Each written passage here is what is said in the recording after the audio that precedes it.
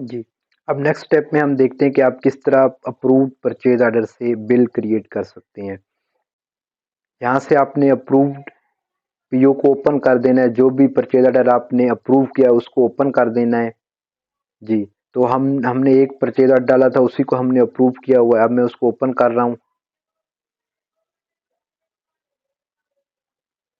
जी, तो ये हमारा अप्रूव्ड परचेज़ ऑर्डर है जो हमने इश्यू किया था। अब हम इसी से अपना बिल क्रिएट कर रहे हैं। तो जब भी आपने बिल क्रिएट करना है, जहाँ पे आप अगर आपका परचेज ऑर्डर अप्रूव है तो आपके पास ये ऑप्शन एनेबल हो जाएगा, आपने इस पे क्लिक करना है। तो मेरा ये परचेज ऑर्डर अप्रूव हो गया, मैं इसको मार्क एज बिल्ड कर रहा हूँ। जी, तो जब आप यहाँ पे क्लिक करें तो आपके पास ये ऑप्शन आ रहा है, copy purchase order to draft bill. इसका मतलब ये है कि आपने अब जो परचेज ऑर्डर इशू किया था, वो अगर आपका सारे जो भी आपने इशू किया था, जो भी आप उससे प्रोडक्ट ले रहे थे, सर्विस ले रहे थे, तो वो आपकी सारी जितना भी आपने परचेज ऑर्डर इशू किया था वो सारी आपने ले ली उससे।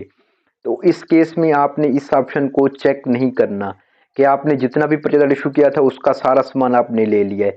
अगर दूसरे ऑप्शन में अगर आपने परचेज ऑर्डर इशू किया था, जैसा कि हमने इशू किया था 70 आइटम का, तो आपको रिसीव हुए 60 आइटम। तो आपने इस ऑप्शन पे क्लिक करना है, तो जो आपका बिल होगा वो ड्राफ्ट में क्रिएट होगा, आप उसको वहां पे एडिट कर देंगे। तो हम सपोज करते हैं कि हमें सिट्रस जूसर के कुछ आइटम रिसीव नहीं हुए, हमने सिट्रस जूसर 50 आइटम का पीओ दिया था। तो हम जाके बाद इस ऑप्शन पे अपने चेक करना है, तो आपने इसको ओके कर देना है। तो अब जो बिल क्रिएट होगा वो ड्राफ्ट में होगा, हम उसको चेंज कर सकते हैं।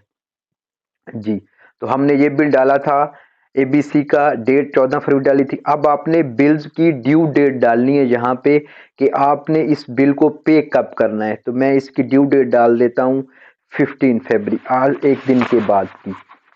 तो उसके बाद फिर मैं नीचे ऑप्शन आ रहा हूँ आगे, रेफरेंस जो हमने पीओ के डालते वक्त हमने दिया था प्रोडक्ट का, तो वही रेफरेंस उसने उठाया क्योंकि हमने परचेज ऑर्डर से बिल क्रिएट कर रहे हैं।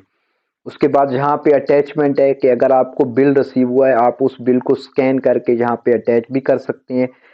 उसके बाद टोटल अमाउंट आ रही है, अभी हमने इसको मार्क नहीं किया इसलिए यहाँ पे अभी ज़ीरो आ रही है। जब हम इसको अप्रूव करेंगे तो यहाँ पे अमाउंट हमारी चेंज हो जाएगी। उसके बाद करेंसी आ रही है, करेंसी हमारी जीबी है क्योंकि हमने यूके में ओपन की हुई है। तो जहाँ पे आइटम आ रहा है, तो मैं सपोज करता हूँ कि ये हमें 40 आइटम रिसीव हुए हैं, तो मैं इसको 40 कर देता हूँ। उसके बाद ड्राई आयरन के हमें 20 के 20 आइटम रिसीव हो गए हैं। ये सारी चीज़ें होने के बाद फिर यहाँ पे मैंने उसने सिस्टम ने ऑटो अमाउंट को कैलकुलेट किया क्योंकि हमने इन्वेंट्री ओपन करते वक्त अपनी कास्ट प्राइस दी थी जहाँ पे। जब मैं इसको अप्रूव करूंगा तो जहाँ पे हमारी अमाउंट शो हो जाएंगी। तो मैं अब बिल को अप्रूव कर रहा हूँ। जी, तो हमारा ये बिल इंटर हो गया है। परचेज ऑर्डर से किस तरह बिल को आप इंटर कर सकते हैं, ये वो स्टेप था। अब नेक्स्ट स्टेप में हम देखते हैं कि आपने परचेज ऑर्डर इशू नहीं किया और आप डायरेक्टली बिल को किस तरह इंटर कर सकते हैं।